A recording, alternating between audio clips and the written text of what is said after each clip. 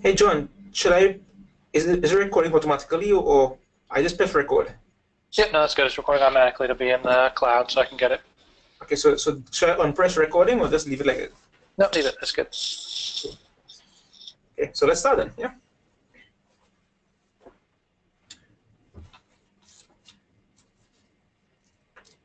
Hello and welcome to another installment of our course, One World, One Health and One Medicine.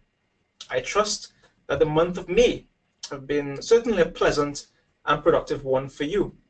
Today, actually, we have a very exciting topic and certainly an exciting presenter as well joining us as part of this course experience. We have discussed different topics thus far, and we will continue to do so throughout the months. We have engaged issues of disaster preparedness and management. We have attended to the 40th anniversary celebrations and how SGU as a model fits into the One Health, One Medicine perspective. Common among all the different human-animal interactions that engages our issues of health is that of the environment. In fact, everything and everyone belongs to an environment somewhere. So we would like to pay emphasis on that environmental perspective as it relates to the interactions between humans and animals, but certainly in terms of a determinant of health. At St. George's University, we are very fortunate to have experts in the area of One Health and One Medicine. And Dr. Hugh, our professor of public health and preventive medicine, is not only our in-house expert, but he certainly is one of the champions for the environment in a global scale.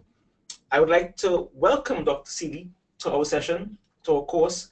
I'd like to invite him to speak about his experiences and his role as well in the overall conversation and efforts towards promoting the environment and indeed health.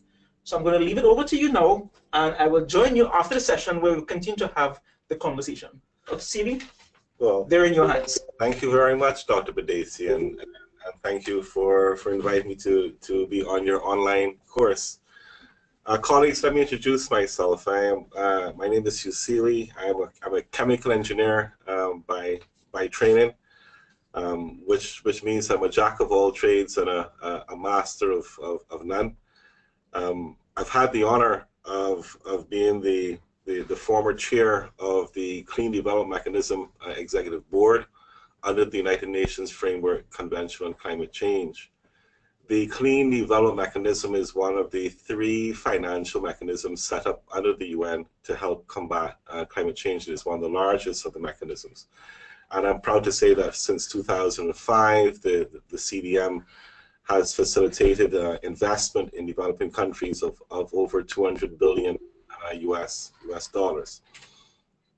I'm currently a member of the Technology Executive Committee, again under the United Nations. That this committee helps to facilitate the deployment of technology to combat climate change and adapt to climate change in developing countries.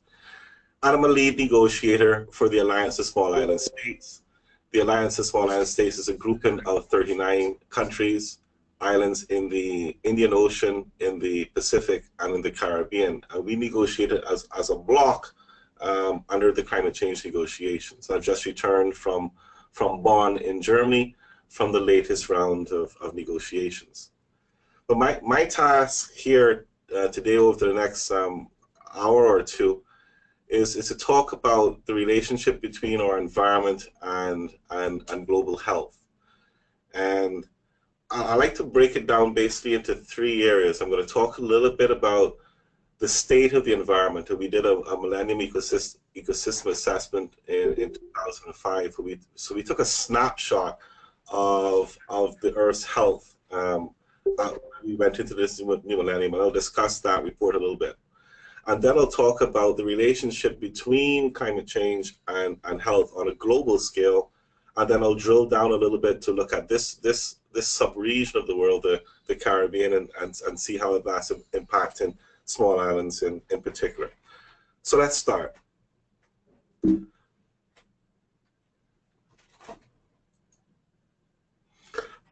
This first slide helps us to conceptualize what we're now calling the age of the Anthropocene. We're now in an age where humans, mankind, has the ability to affect planet systems, planetary systems. And this impact of the humans has been summarized in an equation called the IPAT equation. I equals P times A times T, where I is the impact of humans, P is the total population, A is the income of people, or what we could also call the affluence of people, and T is the environmental impact per dollar of income, but T also represents the impact of technology. So if you look at that equation, and we're trying to reduce I, and I equals P times A times T, well then look at P. P is the total population. Now the total population is going up. We're at 7 billion people. We'll probably get to 9 billion. Some people say 15 billion. So the best that we can do is stabilize P, but we're not necessarily going to reduce the population. So P is going to stay stable, or it's going to go up.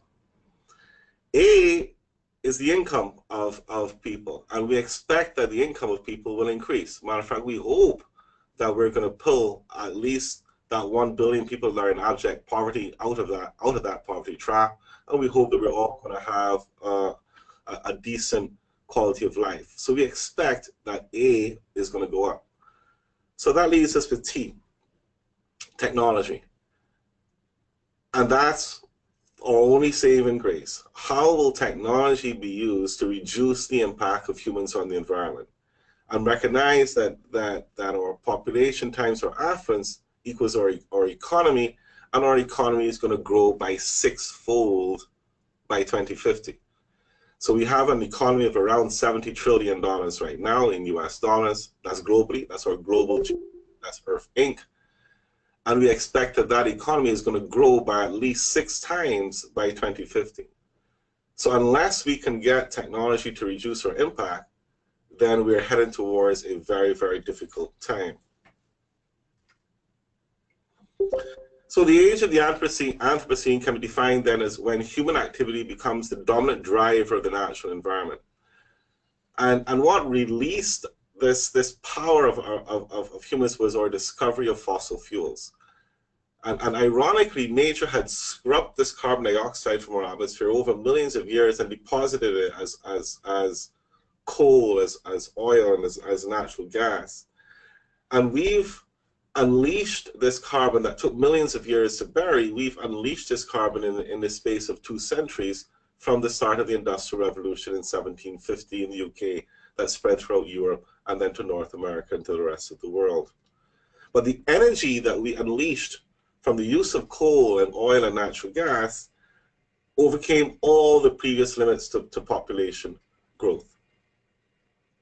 And that created a surge in our population.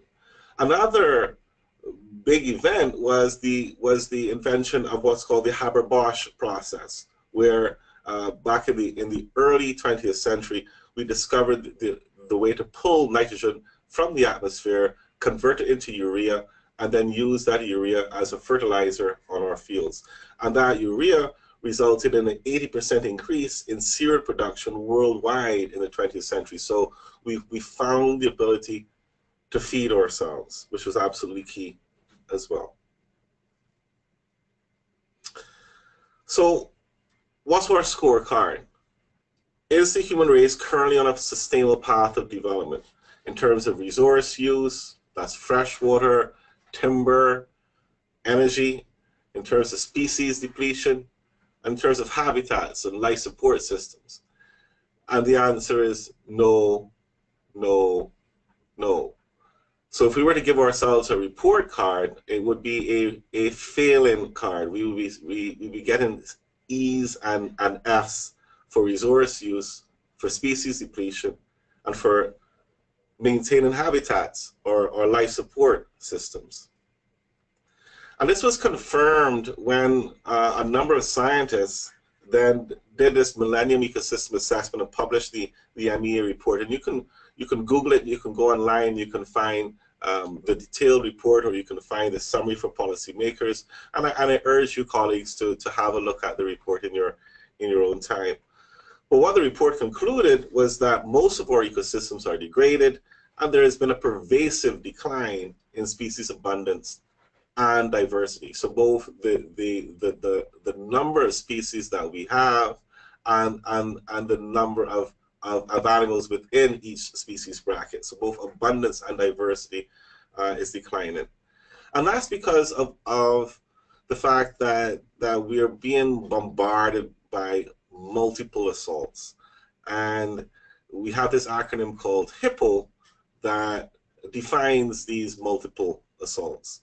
And HIPPO stands for habitat destruction, invasive species, and here in our region, the lionfish comes to mind immediately as one of the invasive species that's receiving quite a lot of media attention. The African snail is another invasive species. Pollution, of course, and this is pollution of all sorts, both land-based sources of pollution that are then getting into marine environment, and ship-generated waste as well, and population increase. Of course, we are now at 7 billion people, heading towards we don't know what number. And unfortunately, most of the population increase is occurring in regions of the world that are already stressed, like sub-Saharan Africa and Southeast Asia. And then finally, overharvesting, where we rapidly deplete finite resources. Things like fisheries, of course, are being rapidly overharvested. So let's turn and look at fisheries as one of the high-profile ecosystem threats. And what the Millennium Ecosystem Assessment Report determined was that almost a third, 29% of currently fished species are deemed collapsed in 2003. And this is relatively old data and has not gotten any better. And that fisheries populations are prone to sudden drops. So it's not a linear decline that you're going to see in the populations of the fish. You're going to see a precipitous decline, a non-linear drop in fisheries. And that, for example, what happened with the North Atlantic cod in the 1990s. The United Nations Environment Program, UNEP, it's now called UN Environment, they published a report called the Dead Water Report in 2008. And that report highlighted a few things. The fact that 1 billion people around the world rely on fish as their main source of protein, and 2.6 billion of us get at least 20% of our annual protein from fish. But if we carry on fishing at the rate that we do, by 2048, all of the species that we currently fish for food will have disappeared. So just bear that in mind, that by 2048, if we continue on the same path that we're on now, we will have consumed all of the species that we currently fish for food.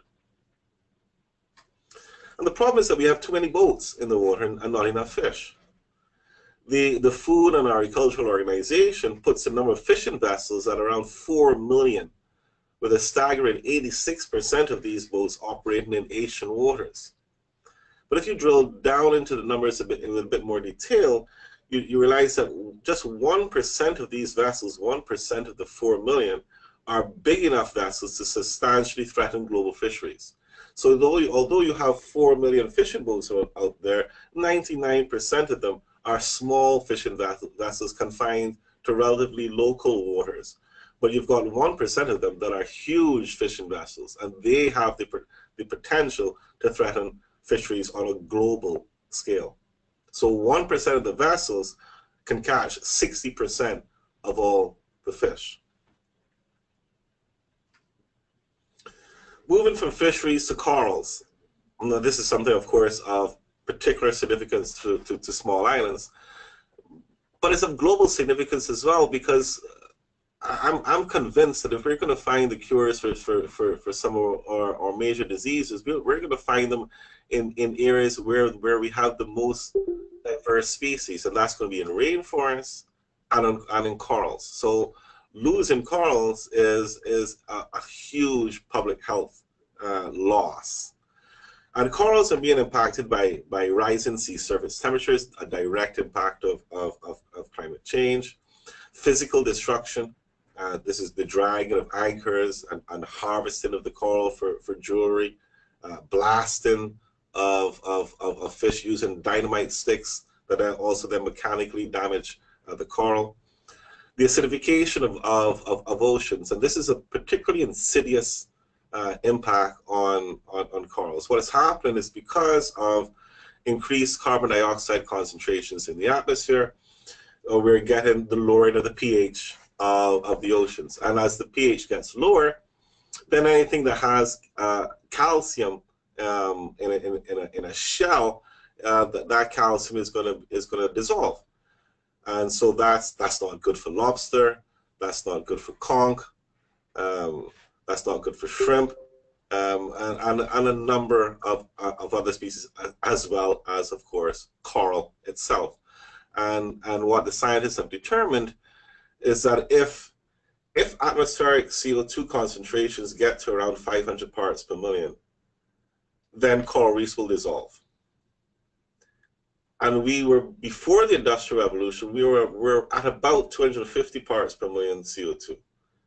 We have now risen to over 400 parts per million CO2. So we're getting to the point where corals are extremely threatened.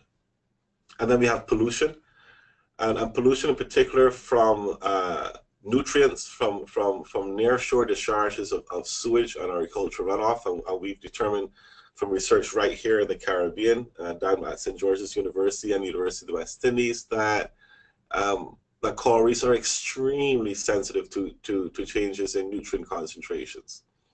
And then over-harvesting as well, because we in our stupidity valued coral as a jewel to adorn our necks, more so than where it is in place and the value that the coral was provided.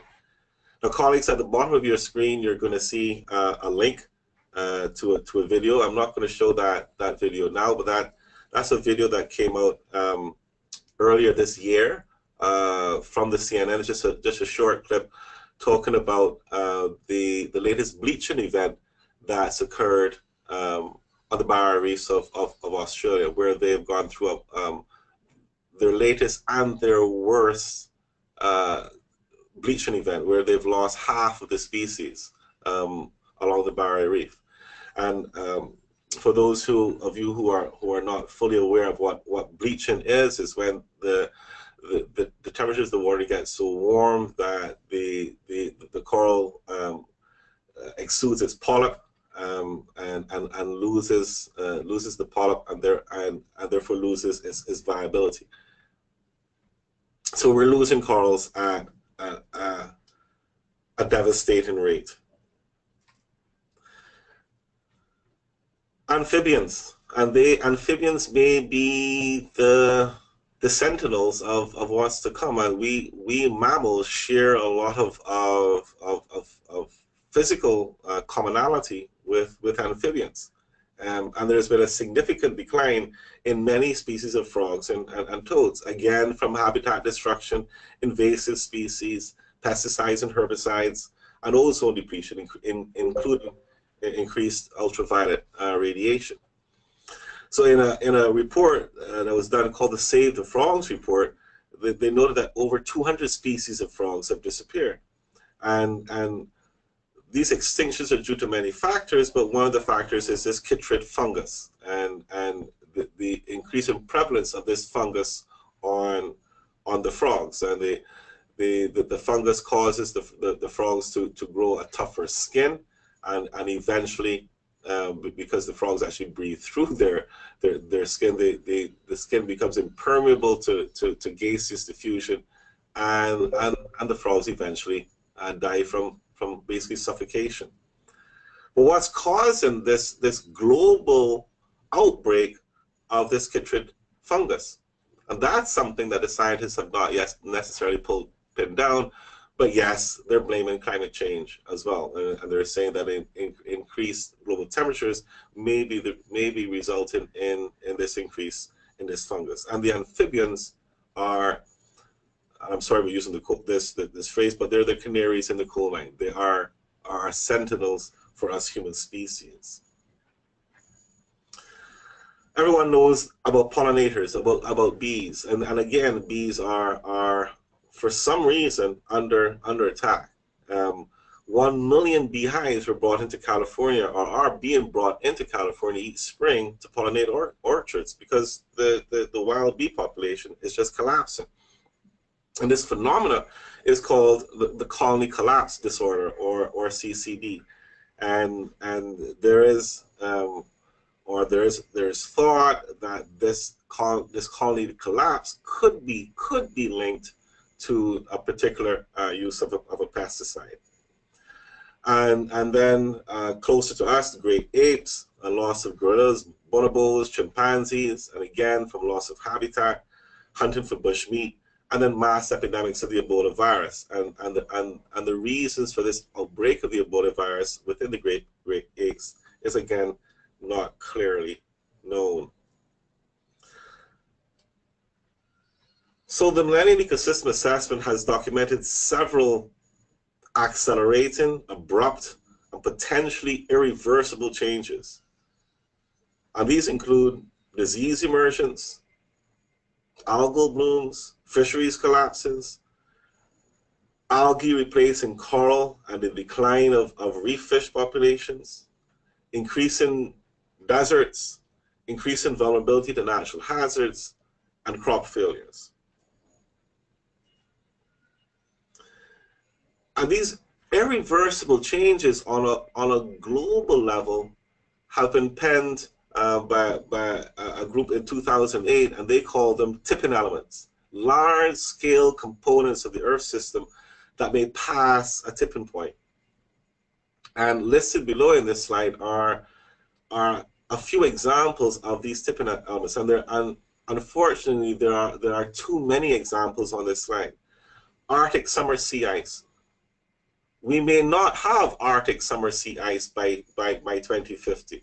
If you're a polar bear, you're going to have to be an extremely good swimmer, because there's going to be no sea ice in the summers. The Greenland ice sheet. Well, colleagues, if we lose the Greenland ice sheet, we're no longer talking about 1 meter of sea level rise or 2 meters of sea level rise. We're talking about 7 meters of sea level rise globally on an average. So just check where you're standing and see if you'll still be on dry land if the sea rises by 7 meters. And that includes also the West Antarctic ice sheet if that goes.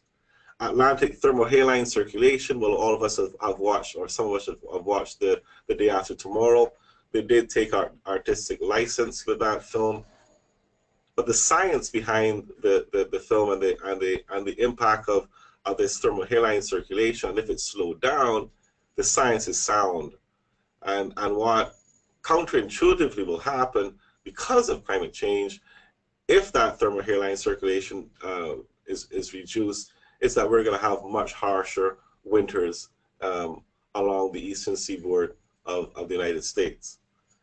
The El Nino Southern Oscillation, what's called ENSO, the Indian summer monsoon. But if we lose the summer monsoon, then that's a few 100 million people that are dependent on those rains to feed their agriculture.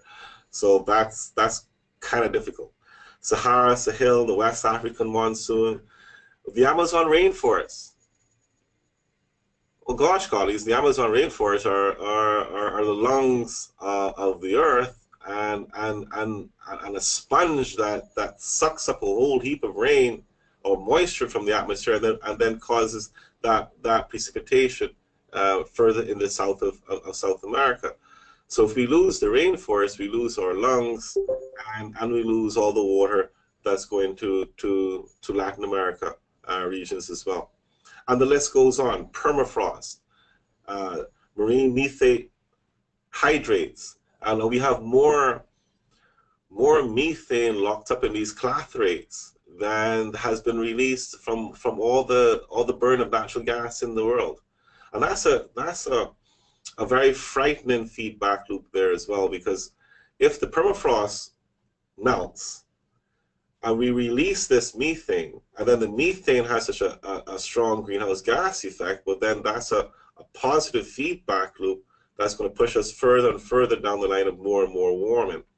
And we are seeing some examples of this occurring with these curious holes appearing in the ground in Siberia, and some are thinking that this is trapped methane that's being exposed and then exploding out. Ocean anoxia, we're depleting oxygen levels in the oceans, and that's not good for anything living in the oceans. And then Arctic ozone. Arctic ozone perhaps is the one that I'm most optimistic about, that we have the ability to turn that around before we get past the point of no return. But colleagues, what I'm trying to point out here is that we as humans, we are definitely in the age of the Anthropocene, and we have gotten to the point where we can affect all of these global systems. And when we change them, the change will be irreversible. We will not be able to bring things back. Okay, so that was the first part. That was an assessment of where we are with Earth Inc. A snapshot of Earth's health and as a health of our ecosystems. And I would argue that we're failing. But then let's drill down a little bit more and then look at climate change then, and how climate change is affecting health. Just one aspect, climate change. So I'm not looking at species loss. I'm not looking at increased desertification and land degradation, which are also increasing global trends. We'll just look at one thing, climate change. So in 2008, the World Health Organization identified 5 major health consequences of climate change. So the first one is that climate-related ecosystem changes, in other words, changes to ecosystems that are caused by climate change, can increase the range, seasonality, and infectivity of some vector-borne and waterborne diseases, such as cholera, diarrheal diseases, malaria, dengue fever, all of which are highly sensitive to temperature and rainfall. Rising temperatures, more droughts, more floods can compromise food security. So increased malnutrition is expected to be especially severe in countries where large numbers of the population depend on subsistence farming and rain-fed farming rather than irrigation. You're going to have more frequent extreme weather events. And we here in the Caribbean, we're particularly sensitive to this. We're coming up to our next hurricane season, and our building stock, we know, will not be able to withstand a Category 4 or, God forbid, a Category 5 hurricane. So we're going to have these more extreme weather events, flooding, and that could be followed by outbreaks of disease such as cholera. Fourth, we're going to have, because of water scarcity due to droughts and excess water due to more frequent torrential rainfall, we're going to have an increased burden of diarrheal diseases spread through contaminated food and water. And then fifth, we're going to have direct impacts from heat waves, which can directly increase morbidity and mortality. And apart from the heat waves, higher temperatures can also increase levels of ground level ozone, hasten the onset of the pollen season, contributing to respiratory problems such as asthma attacks. So heat waves and asthma attacks. In the US, there was an interagency working group on health and climate change, and around 2010, they identified these areas that would require more research. So they're saying that there is listed below in these slides, we know that climate change is going to have an impact on them, and we need to do a bit more research. And they listed asthma, respiratory allergies and airway diseases, cancer, cardiovascular disease and stroke, foodborne diseases and nutrition, heat-related morbidity and mortality, human developmental effects, mental health and stress-related disorders, neurological diseases and disorders, vector-borne and zoonotic diseases, waterborne diseases, and weather-related morbidity and mortality. So all of these areas are areas where they see a direct impact of climate change. And what does the Lancet say? Again, colleagues, I'm going to let you look at these slides in your own time. But the Lancet, which is I suppose the most prominent medical journal, has said two things basically, and I paraphrase, so I may be misquoting a little bit. One, that climate change is potentially the greatest public health threat faced by mankind. And two, our response to climate change is the greatest potential opportunity for public health faced by mankind. And I found that interesting. Two sides of the same coin.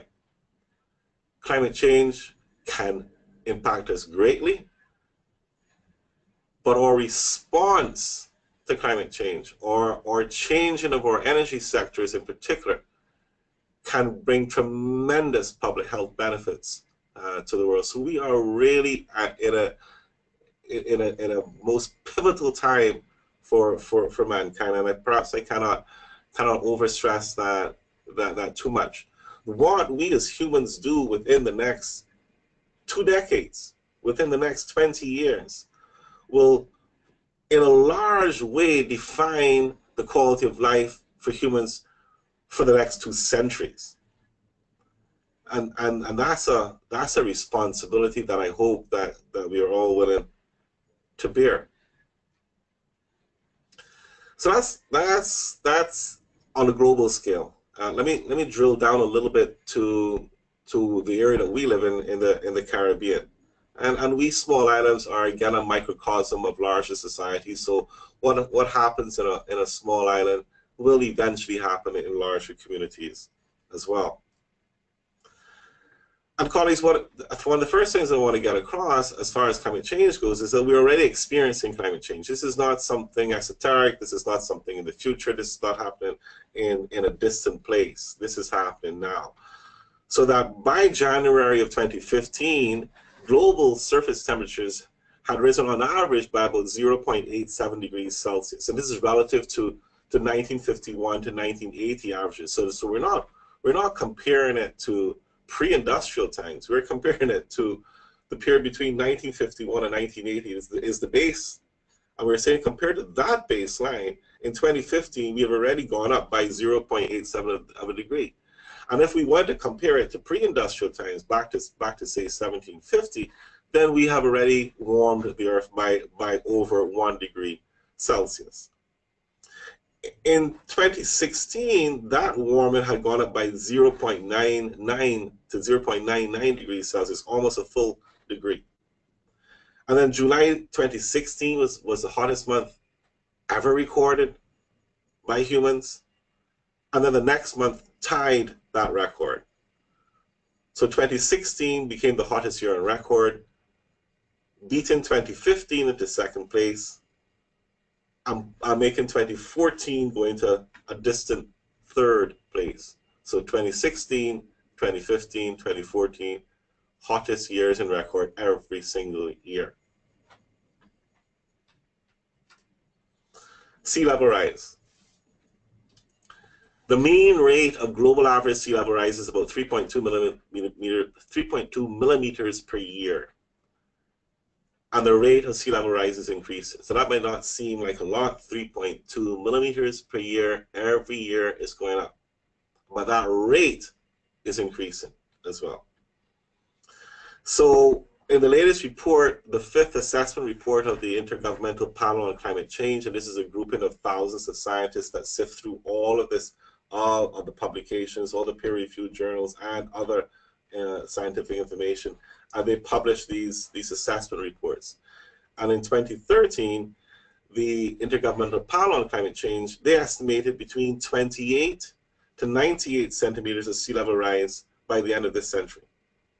But that range of 28 centimeters on the low end to 98 centimeters on the high end is twice as much as that was estimated in 2007 by the same scientists. So they've doubled their estimates as to how much sea level rise will occur. And even with that doubling of the rates, several scientists are saying that that's still too low. And some are saying that we're going to have at least 2 meters of sea level rise on average by 2100. In addition to the sea level rise, as I've mentioned before, the oceans are becoming more acidic. So there's been a 30% increase in ocean acidity since the Industrial Revolution. That's equivalent to a drop in pH units of around 0.11 units. So the ocean's pH has dropped from 8.179 to a current pH of 8.069, and that was 2009 data. Now, colleagues, bear in mind that if the pH drops below 7.8, then coral reefs will cease to exist. And it's predicted at the current rate of ocean acidification that we will get below 7.8 as far as pH by 2100. And ocean oxygen levels are also decreasing. This graph here shows some research done by the University of the West Indies in Jamaica.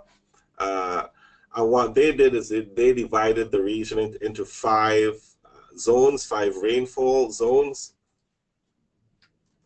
And they concluded, well, we can't really tell much what's happening in zones 1 to 4. There's little consensus changes in the dry and wet spell lengths.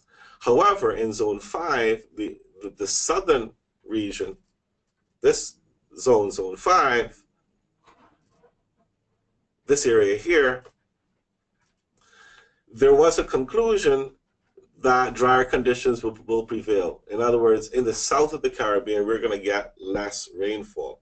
And Grenada, where we are, in the National Adaptation Plan of the government, they're planning for up to 21% less rainfall in this region.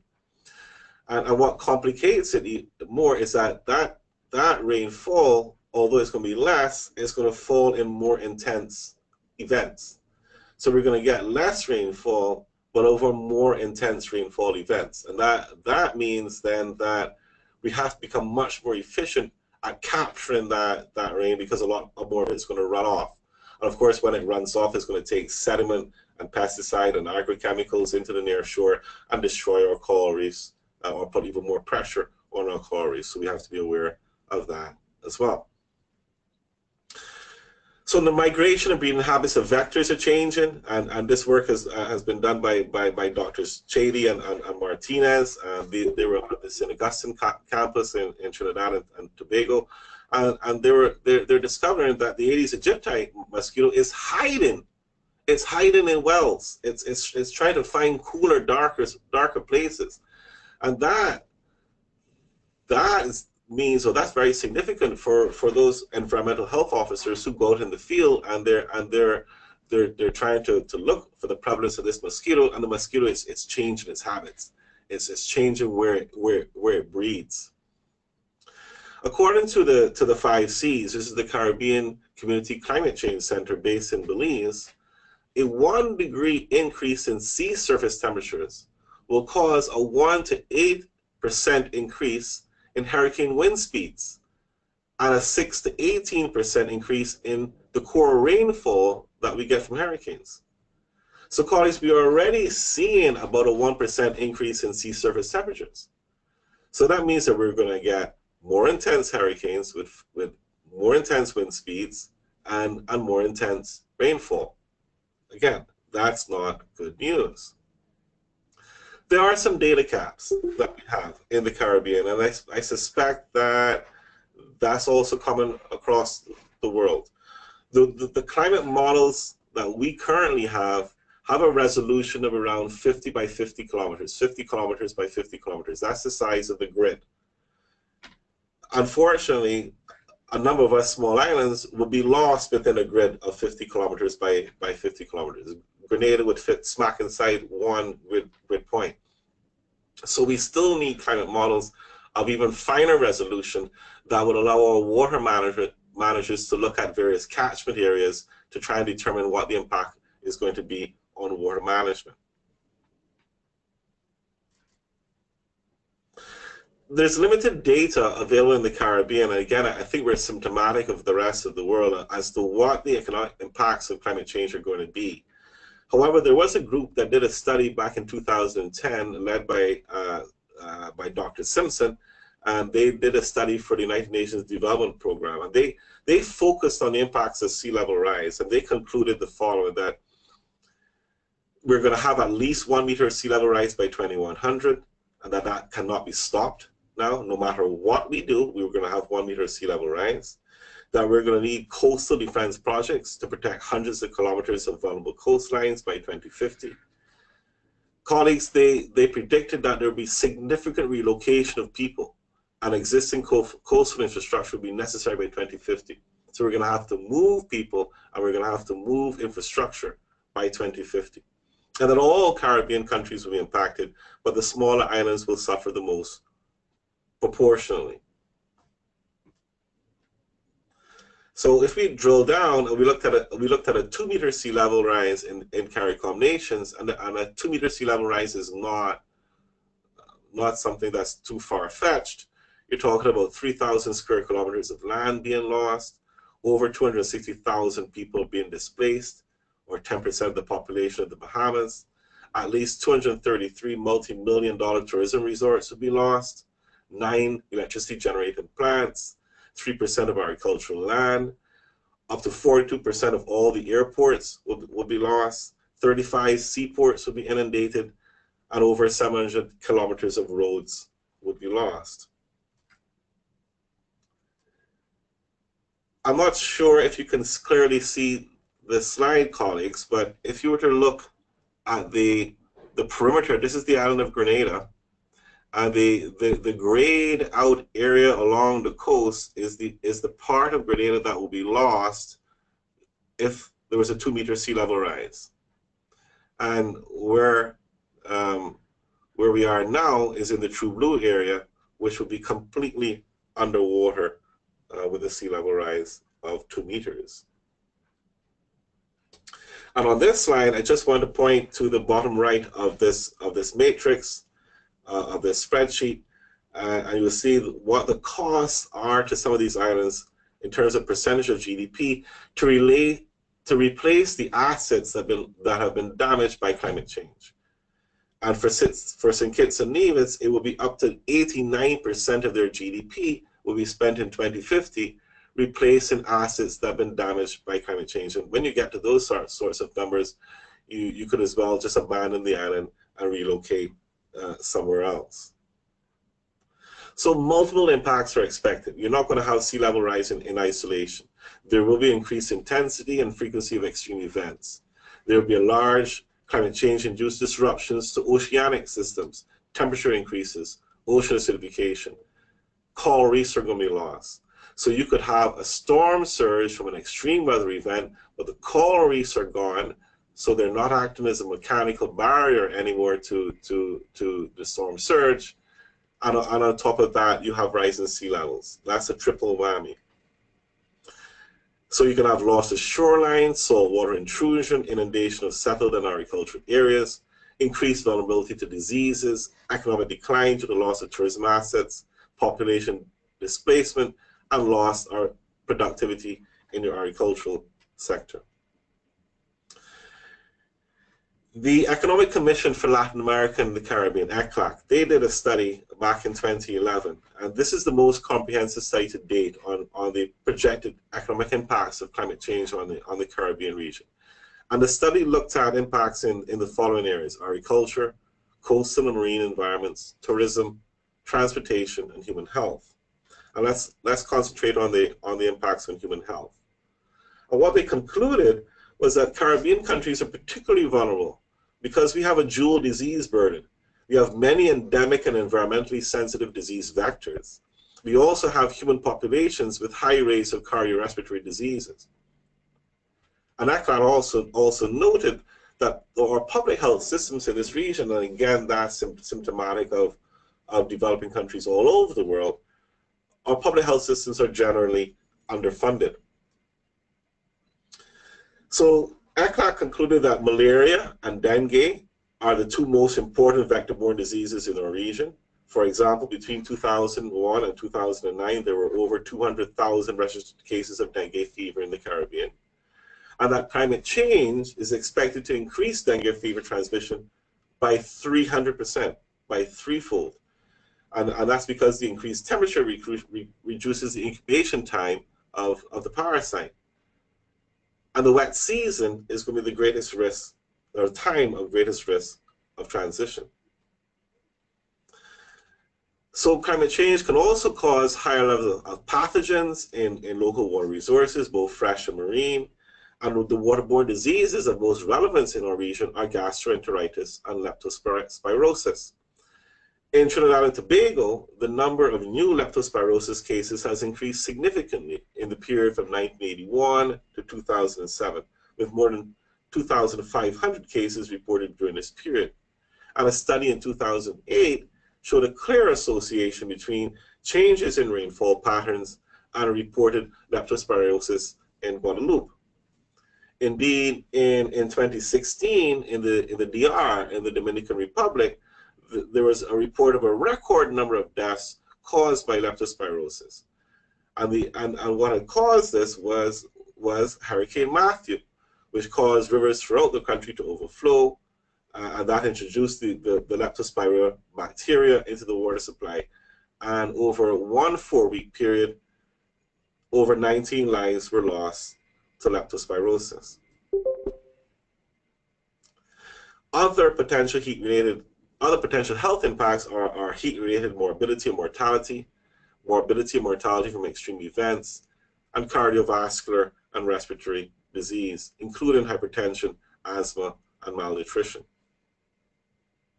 In Grenada, we've identified the following as climate change-related human health risks. Directly, you can have extreme weather events and natural disasters leading to physical injury, death, heat stress, psychological trauma, loss of livelihoods, water, sanitation, and hygiene-related issues, food insecurity, and displacement.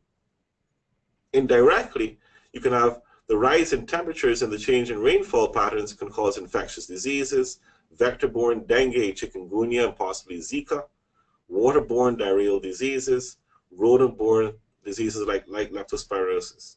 And indirectly, we can have airborne particulates from the Saharan dust, which will cause chronic respiratory diseases like asthma and acute respiratory infections. I want to end with just a few slides then looking at, okay, well, how can environmental health programs be adapted to climate change? I think we're going to need more capacity. We're going to need more staff. We're going to need bigger budgets. We're going to have greater emphasis on surveillance and monitoring, in particular vector-related and waterborne diseases. We're going to have to place greater emphasis on research, in particular on the impacts of mitigation and adaptation to climate change, including this emerging science of geoengineering. In other words, our responses to climate change may have public health impacts themselves, both adverse and beneficial.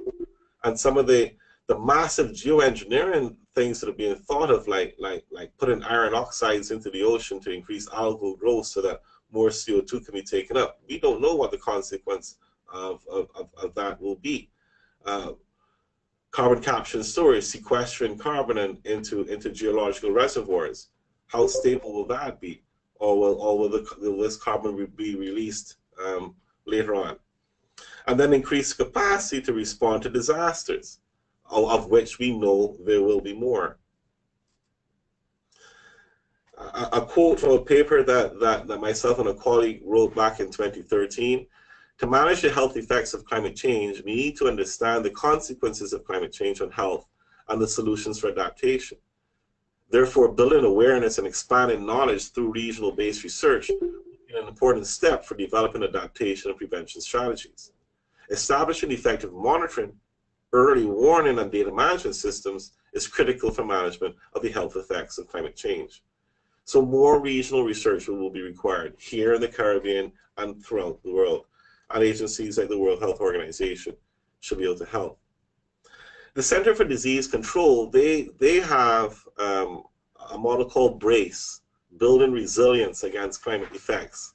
And part of the work that we're going to try to do here at our WHO Collaborating Center at St. George's University is to evaluate the potential effectiveness of this BRACE model in a Caribbean context. And the BRACE model consists of 5 sequential steps listed on this slide, and I won't go through them. You can look at them in your own time. A few other thoughts.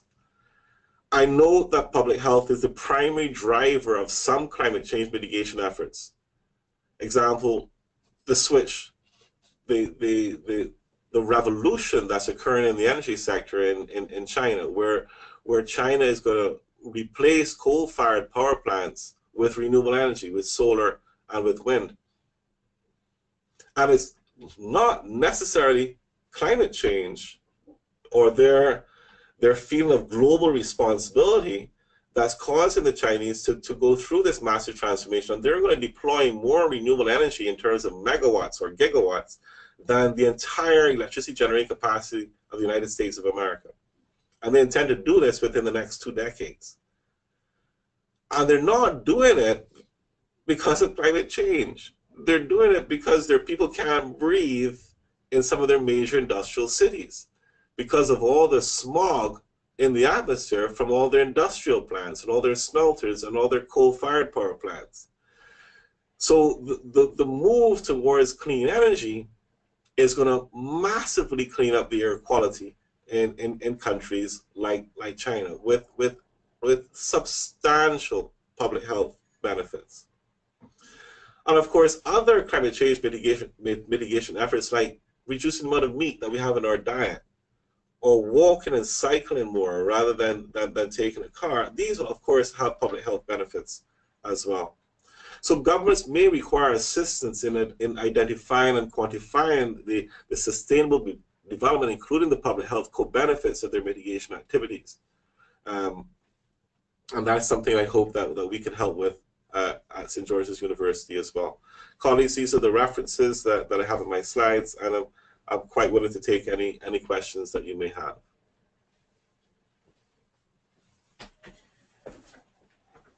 Thanks, Dr. Seeley. Thank you. Go ahead, Satish. Thank you as well. And thank you first of all for highlighting the plight of the planet in many respects and demonstrating the multiplicity of health issues that are involved as we continue to modify and manipulate the planet that we reside in. You mentioned, though, that there is a success story in the Arctic ozone layer. What is it? What was it? What was specific, unique about that effort that is allowing us to have that success story, which we are having difficulty in translating into other areas of environmental changes? I think the key difference with the ozone layer was the scientific breakthrough that we found an alternative to the ozone depleting substances. So so companies like, and I'll mention a company, DuPont, they discovered an alternative to the CFCs, these chlorofluorocarbons that we discovered were so damaging to our ozone layer.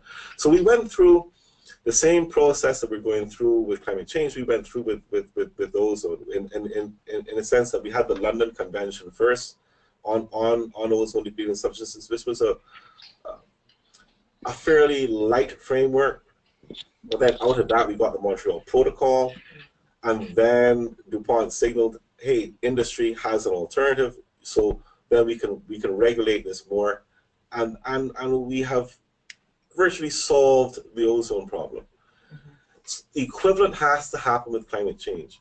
We have to have a eureka moment where companies can say, yes, this technology can replace coal, or this technology can replace oil and natural gas. And it's happening in a slow way. There is a revolution occurring. Solar photovoltaic technology for the first time is competitive with coal and oil, depending on the price of which coal and oil are at, because that's a very volatile thing as well. Wind is now competitive, and we have exciting research that's going on in things like coal fusion, nuclear fusion. So if someone can come up with something that's cheap, that's accessible, that's abundant, then we will see the rapid paradigm shift that we require. Thank you. So guys, do we have any questions on the table for Dr. Seeley to respond to? We do. I'll start with the questions in the chat and move on to folks who have their hands raised. So the first question from the chat comes from Tremaine, and it is, do you think that enough students are going into the environmental sciences? Are these students going to help the solution, and how? And then the second part of the question, is the environmental club in schools a good intervention? I was the vice president of my environmental club. I think the answer is yes to both. I'm optimistic that more and more young people are turning towards the environmental sciences, and they're learning more and more, and that environmental clubs in schools, primary schools, high schools, what we call secondary schools in our region, and of course universities, are absolutely key. It is the younger generation that's going to solve the climate change problem. I think our generation, or my generation, created but solved the ozone hole layer problem, but we have not solved the climate change problem. And it's this generation over the next 2 decades that has to grapple with this problem. Excellent. We're getting a few more in the chat, but I have a question from my side, it's John. When we see these models about what's happening with the environment, what we expect to happen in the next 20, 30, 50 years, how many of them take into account the market's reaction to what's happening and scarcity and that kind of thing? I don't think it works necessarily with, for example, the rainforest model, but when you said something in regards to overfishing, I mean, I can imagine that if you fish for long enough, your fish will become, if that's actually, if that's happening, fish becomes more scarce, the cost of fish becomes higher, and people start using alternatives to fish, for example. So do most models kind of take that into account or not? They do. So the price elasticity, the issue of supply and demand is taken into account. Let's look at fisheries, because you brought up that one. So you have depletion of fish stocks. And we have alternative means of providing that fish to the plate.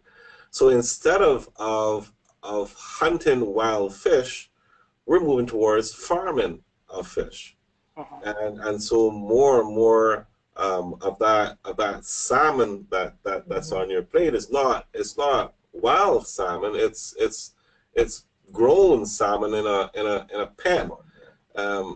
And of course that causes problems because of the use of antibiotics and other chemicals, the waste that's generated from this. So moving away from fishing for fish versus harvesting of fish is creating a problem of its own.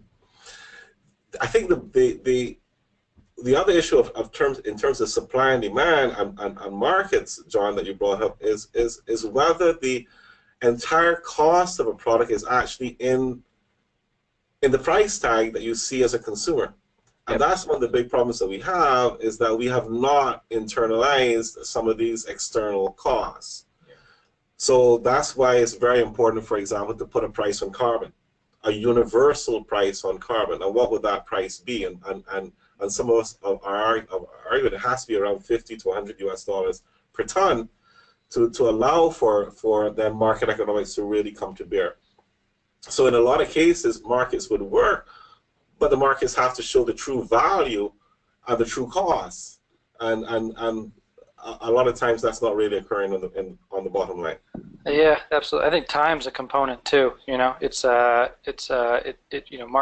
Markets will respond to influences, but if that influence happens outside of the lifetime of the person that's making the choice, it's an example for pollution or something. It's really hard for those markets to work effectively. If there's a delayed response, that's not going to impact on the consumer on a real-time basis. Yeah. So we have a couple more. Kurlan, I don't know if I'm saying that right, has a question, and The question is, in terms of carbon emission in the Caribbean, we are very low. This means that we're mostly not responsible for the negative effects. From your knowledge, to what extent has loss and damage holding more polluting countries accountable for their the damage, presumably, of their carbon emissions? Well, Curlin, thank you for your question, and you're right that we in the Caribbean are not responsible historically or currently for climate change. Or if we add up our emissions, we come to less than 0.5% of global emissions, both historically and currently. However, we are facing the brunt of climate change in terms of sea level rise, extreme weather events, ocean acidification, etc. So a number of islands are facing an existential threat. So we have come up with a term called loss and damage. In the climate change negotiations, it is small islands that have come up with this term, loss and damage. And what loss and damage is the extreme end of adaptation, the end where you think you can no longer adapt. That is, it becomes impossible for you to adapt. And this is called loss and damage. Unfortunately, and I say unfortunately because I'm biased, I'm a climate change negotiator for small islands, but the language that we have in the Paris Agreement about loss and damage does not contain two words. Two words were deliberately eliminated from the Paris Agreement. And those two words are compensation and liability. Or developed country partners refuse to accept compensation and liability in the same sentence as loss and damage in any agreement. And if you walk a mile in their moccasins, you can understand their reasoning, because you're opening a case of what could be unlimited liability, and no country is going to accept unlimited liability. But at least loss and damage is there. It has its own article under the Paris Agreement, and there is an understanding from the world that you can only adapt so far, and you're going to get to a point where you're going to suffer irreparable loss and damage. I hope I've answered your question, Curlin. It sounds good. Another question in the chat is from Alicia, and Alicia wants to know if there are more systemic measures in place for overall public awareness. If there are more systemic measures in place. I'm sorry, I'm lost on that question. There are systems that are being put in place. The Lancet, for example, has its own way of, it's called the Lancet Countdown, where they're looking at the impacts of climate change on health. There are a number of reporting mechanisms under the United Nations, both under the climate change regime and under the Sustainable Development Agenda, because don't forget, colleagues, that in 2015 we came out with a new set of Sustainable Development Goals, and we came up with Agenda 2030, where we've set goals for humankind by 2030. And those goals have, although there's 17 SDGs, 17 Sustainable Development Goals, they have about 169 targets and indicators under them. So there's a whole regime being set up to monitor our progress towards sustainable development. And of course, we cannot achieve sustainable development unless we tackle climate change. But from a systems-based perspective, you're right that they have reports, you have treaties, conventions that are establishing the burdens and charting the way forward. But at the level of the public, at the level of awareness, how is that information and knowledge being translated? Are school kids being able to operationalize the mechanisms that's being put in place in these treaties and conventions? Are the regular John public out there in civil society recognizing that these governments that are negotiating on our behalf, that we are not necessarily sure about the language that's being used or what type of input and involvement we have in the conversation? So I think that also needs to be considered when we're thinking about the engagement of public by building their awareness, but having them maybe even lobby and force the hand of governments and decision makers towards the environment, because at the end of the day, they are the ones. It's the fishermen in the coastlines. It's those who are living and searching for water, for sustainability, those who are suffering from soil erosion, land degradation, impacting agricultural products, they are the ones that are affected. How can they be involved at the highest level of decision making? Absolutely, and I think that's an area where we require substantial improvement. Here in the Caribbean, we were pioneers in a project called Mainstream Adaptation to Climate Change, and so in the Caribbean, we're at the forefront of trying to bring these issues into mainstream thinking. You mentioned the fishermen.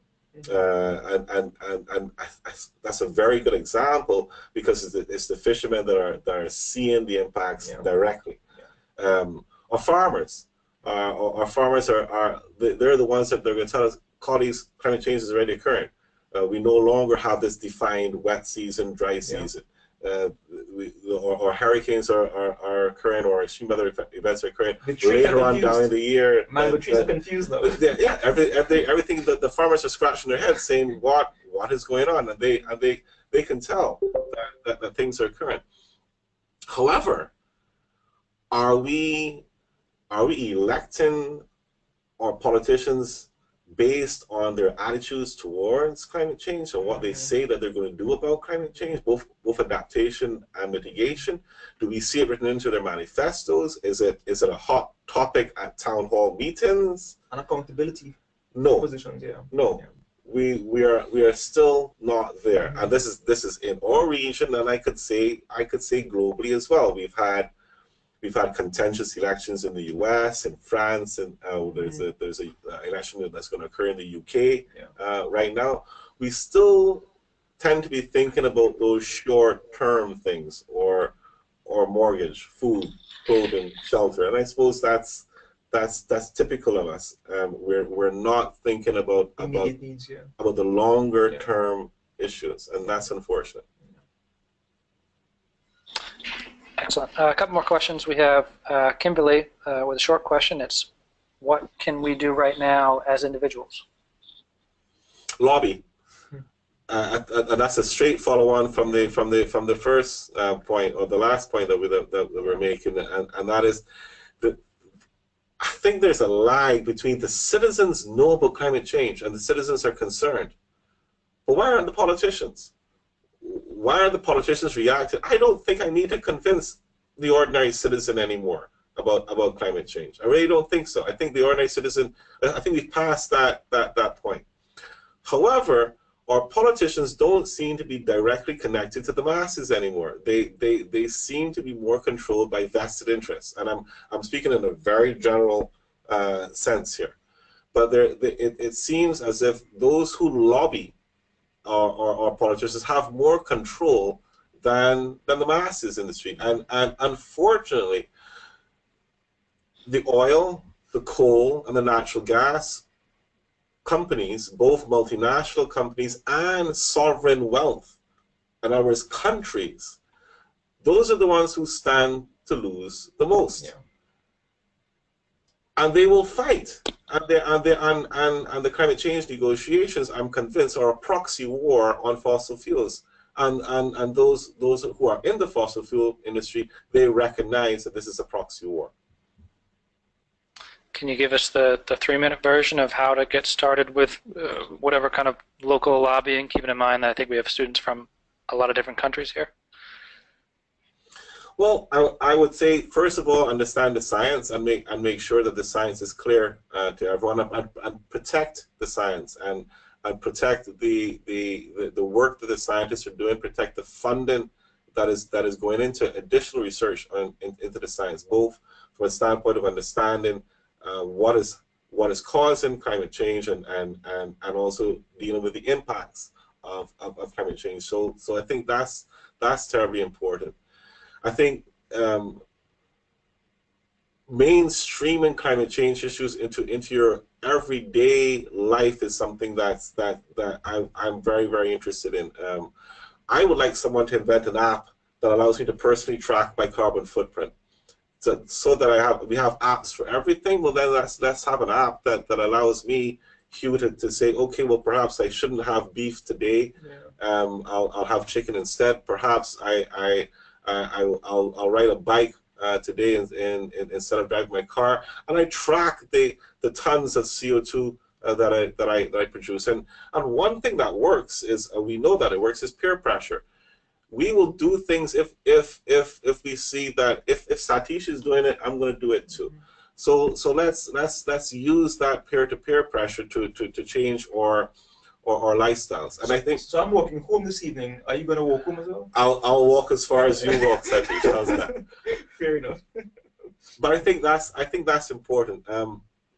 I go back to the original slide though that I put up, because when we talk about how we as individuals can act, I think this is a sense of frustration, I think, that some of us get, that we see climate change as something that's huge, that's global, that we as the ordinary citizen can't make a difference. And I think we can by changing our individual lifestyles. And I don't think that we have to become primitive. I think that we can, I call it hedonistic sustainability. I think that we can enjoy the things that we like in life and still reduce our footprint. So Satish, instead of walking behind you, perhaps I'll buy an electric vehicle. I'll put a solar PV panel on my roof so that I can charge my vehicle with green energy. In other words, I can use technology to reduce my footprint. And I think that's absolutely key, that we don't, those of us who live in developed countries, in the US, in Europe, in Australia, and Japan, you don't have to worry that you're going to have a loss of lifestyle. Technology will come to bear and will allow you to reduce your footprint. This online course that we're delivering right now, if this was done in a conventional way, and all of us that were sitting listening to this, we're all gathered in one area, then the footprint of this course would be extremely high compared to travel, etc., compared to what we're doing now. So the answer to the individual is not to get pessimistic, not to get fatalistic, that you can make an impact both in terms of lobbying your politicians and by changing tweaking some of the things that you do individually as well. Great. The next question is a follow-up from Curlin. And there are a few acronyms in here, so I'll just say them and hopefully everyone's clear on them. While we are now phasing out ODS, our alternatives are high GWP. How can SIDS meet our climate contribution while ensuring we develop at a rate that does not leave us disadvantaged? For example, if we find oil here in Grenada, how should we go forward? Forego development for environmental protection?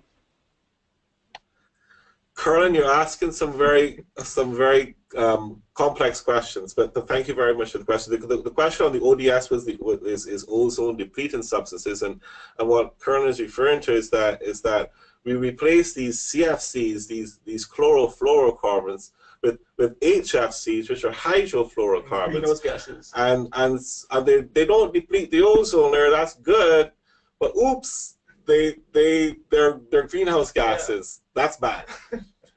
So we've solved one problem, but we've exacerbated another. Yes, and that's typical of us humans. We invent something else and then we cause another problem. But we're moving in the right direction. Now we're going to have to phase out these HFCs and come with something else that's different. Yes.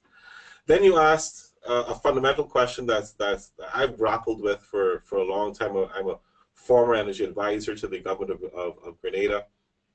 If you come into my office, Curlin, you're going to see a map of offshore Grenada that shows the likely oil and gas deposits that we have offshore. And Grenada shares the same geological formations as Trinidad and Tobago and Venezuela. And you may know that Trinidad and Venezuela are large oil-producing countries in this region. So I've been asked, as an engineer, how can you go after oil and gas offshore knowing that this is the devil's gold, knowing that this is the source of all evil, of the climate change problems that we have? And my answer to that is that the oil and gas offshore are our patrimony. They are our resources, and more so than anything we do on land, the oil and gas offshore have the potential to drag tens of thousands of Grenadians from poverty into affluence, and we cannot ignore that. However, I hope that we will never, ever bring that oil and gas to the shore. What we have to do is we have to prove those resources. We have to prove those reserves. We have to say to the world, yes, there is definitely oil and gas offshore, and we've quantified it. And there are X thousands of cubic meters of gas, and there are X millions of barrels of oil underground. Now, compensate me for not bringing them to the surface. And if you think that I'm being far-fetched, I am not, because this is what all the OPEC countries are fighting for, and they've got it under the Paris Agreement. There's an article in the Paris Agreement called response measures.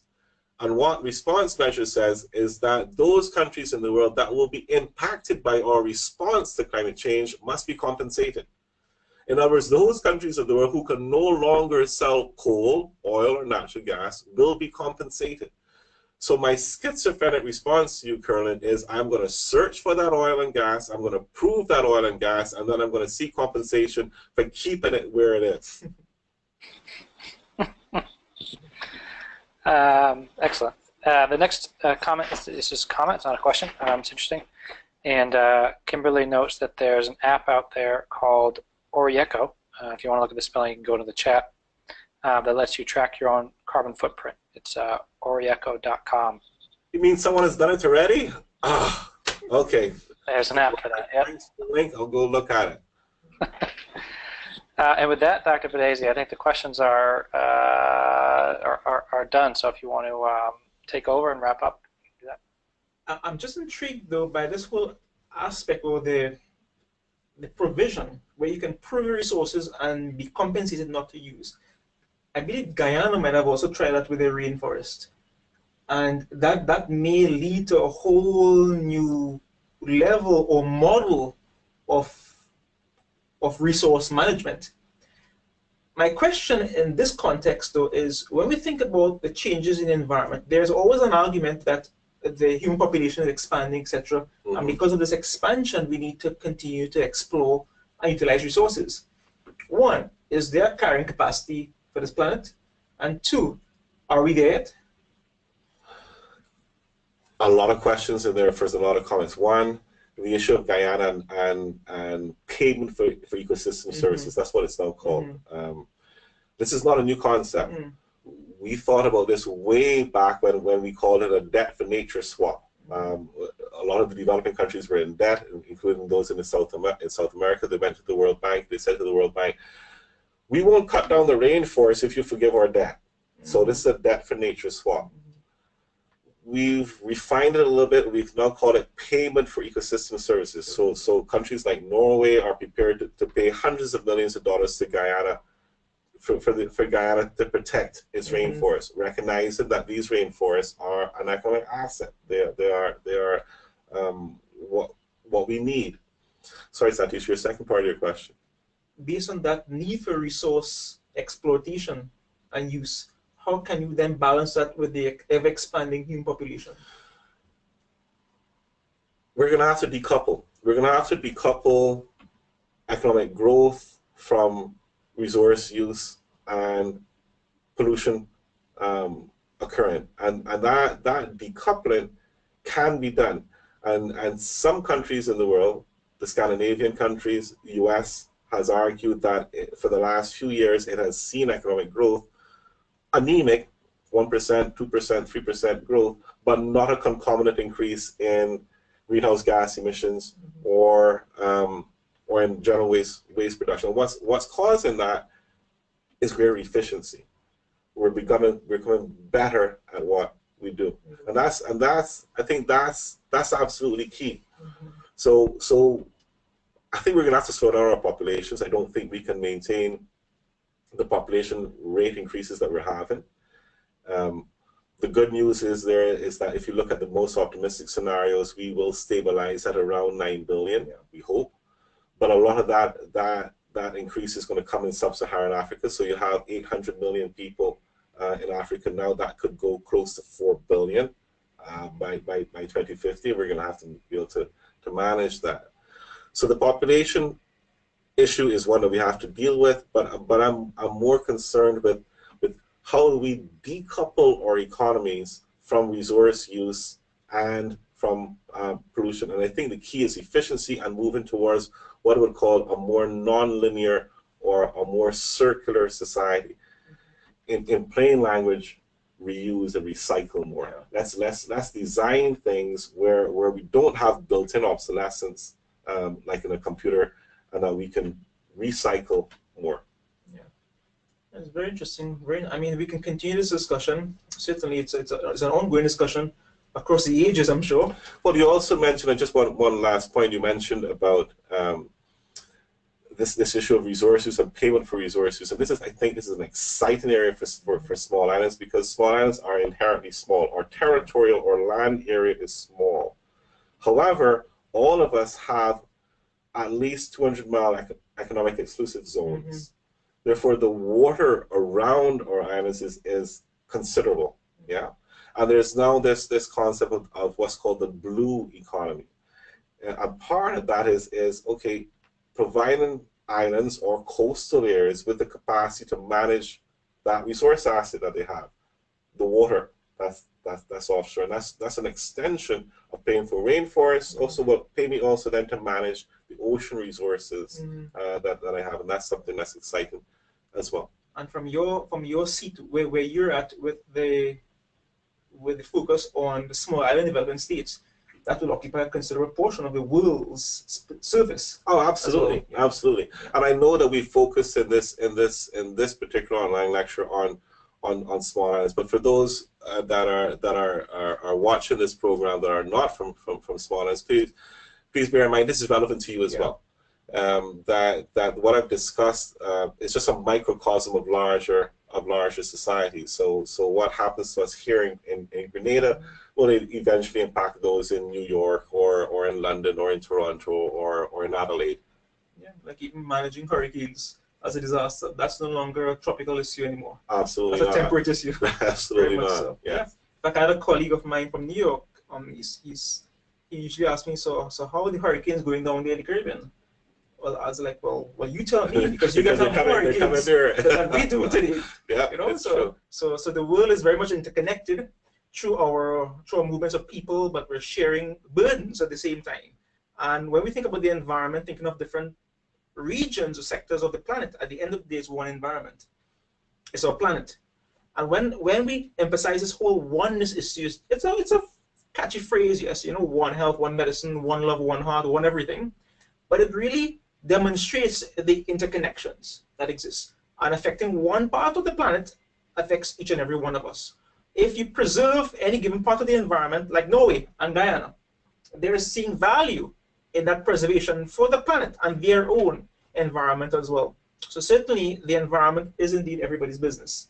I'd like to thank you for sharing the session with us today, your expertise, but also thank you as well for the efforts that you are taking at a global scale in terms of assisting in mitigating strategies, preventing some of the challenges, and indeed promoting health and well-being in relation to that of the environment. So thank you for that.